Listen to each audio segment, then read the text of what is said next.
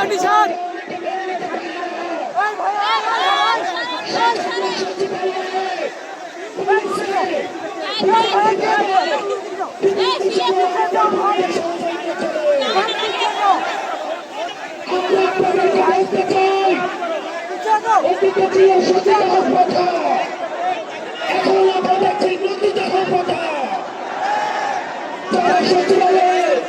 আমাদের বিরুদ্ধে ষড়যন্ত্র করছেন, আপনাদেরকে বলতে চাই আপনারা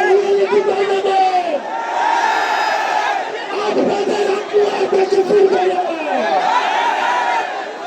আপনাদেরকে সীমান্তের উপরে পাঠিয়েছি, এই ফুলগাছিলা দেশের পুনর্বাসন হবে না। প্রিয় দেশবাসী, আপনারা জানেন গত 16 বছর এই ফ্যাসিবাদী সরকার দুনিয়া ছিল প্রত্যেকটি রাজনৈতিক দলকে ফ্যাসিবাদী শক্তিকে নির্যাতন এবং নিপীড়নের মধ্য দিয়ে তাদের থেকে ভোটাধিকার কেড়ে নিয়েছে। বিএনপি জামাত সহ ফ্যাসিবাদ বিরোধী যে শক্তি রয়েছে, আলেম ওলামা রয়েছে, অনলাইন অ্যাক্টিভিস্ট রয়েছে, তাদের বাক স্বাধীনতা পালন করেছে।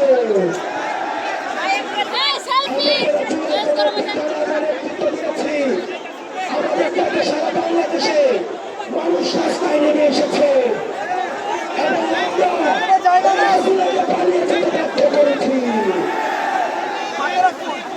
আমরা এই সরকারকে বলতে চাই, আজকে 5ই আগস্টের পরে আজকে এই পর্যন্ত আইন শৃঙ্খলা পরিস্থিতি এখনো পর্যন্ত স্বাভাবিক হয় নাই, দ্রব্যমূল্য এখনো নিয়ন্ত্রণে আসে নাই। আপনি যদি মনে করেন বারবার বলতে থাকেন সিন্ডিকেট এক হাত থেকে আরেক হাতে গিয়েছে, তাহলে আপনার কাছে থাকি যেখানে এই সিন্ডিকেটের হাত ভেঙে দিতে হবে, দ্রব্যমূল্যকে মানুষের নিয়ন্ত্রণ আনতে হবে, আইন শৃঙ্খলা পরিস্থিতিকে স্বাভাবিক করতে হবে। কোন বিপ্লবীর গায়ে যদি আক্রমণ করা হয়, আজকে এতদিন হয়ে গিয়েছে, আপনারা জানেন আমরা এখনো পর্যন্ত বিচার বহির্ভূত যে হত্যাকাণ্ডগুলি হয়েছে, এই হত্যাকাণ্ডের বিচার নিশ্চিত করতে পারি না। আমরা দেখেছি পিলখানা হত্যাকাণ্ড, এই পিলখানা হত্যাকাণ্ড দেশপ্রেমী অফিসারদেরকে একজন করে মেরে ফেলা হয়েছে। আমরা চাই অতি শীঘ্রই এই পিলখানা হত্যাকাণ্ডের বিচার নিশ্চিত করতে হবে।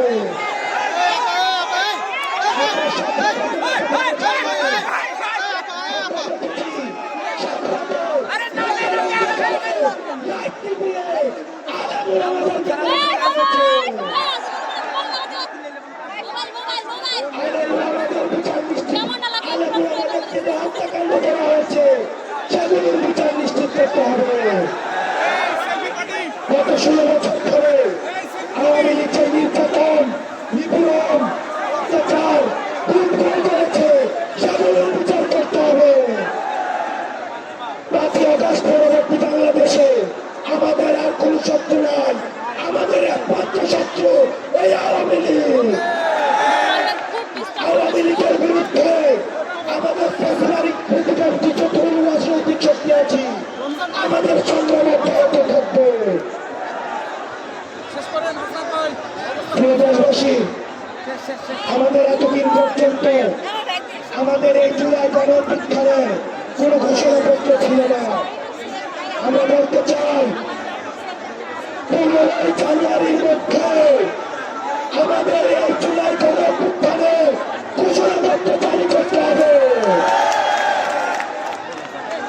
আমাদের জুলাই গণঅভ্যুত্থানের ঘোষণাপত্র 15 জানুয়ারির মধ্যে আমাদের 15 জানুয়ারির মধ্যে জারি করতে হবে।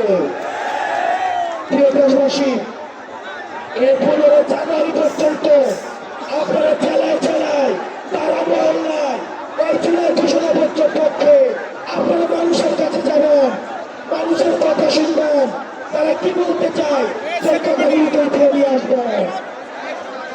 আওয়ামী লীগের বিপক্ষে, মুক্তিকামীদের বিপক্ষে, যারা এই ফ্যাসিবাদী এবং সন্ত্রাসের রাষ্ট্র কায়েম করেছে তাদের বিপক্ষে আমাদের এই লড়াই, আমাদের এই সংগ্রাম আমাদের জারি থাকবে। আমরা সবাই শপথ করতে চাই, শপথ করতে চাই এই মুহূর্তে দরকার বিচার সংস্কার,